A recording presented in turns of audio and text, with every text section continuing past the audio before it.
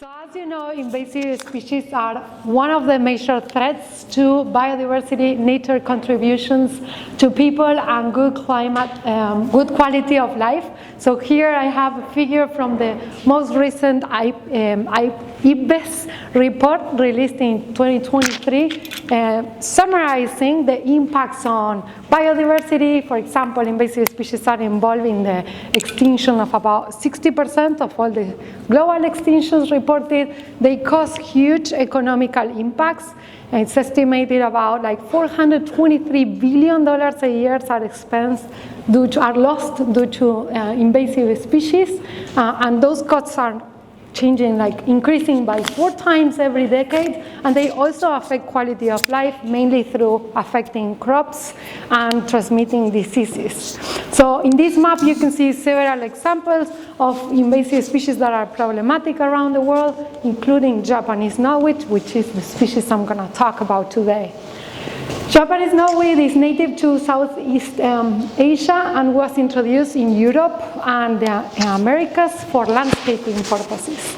As you can see in these photos, it's formed these really thick areas of plants that outcompete many native species, but also the plants produce allelochemical compounds, which are chemical compounds that prevent the establishment of other native plants along riverbanks especially. So the biggest issue though with this plant is that the rooting system increases soil erosion and increases riverbank collapses. And this is very important in the face of climate change. As you know, we've seen more frequent extreme climate effect storms, which are increasing the frequency of flooding events, and so there is this positive feedback here between climate change and invasive species. So in the Mud River Valley here in Vermont, 3 towns have been working together for the past 7 years to manage these species. And I'm highlighting here the conservation commissioners of those towns, but they are working with UVM interns. Together, they are removing, by digging the plant, cutting them, even using goats to control the invasive species in the valley. And their work is showing some progress or evidence that is working.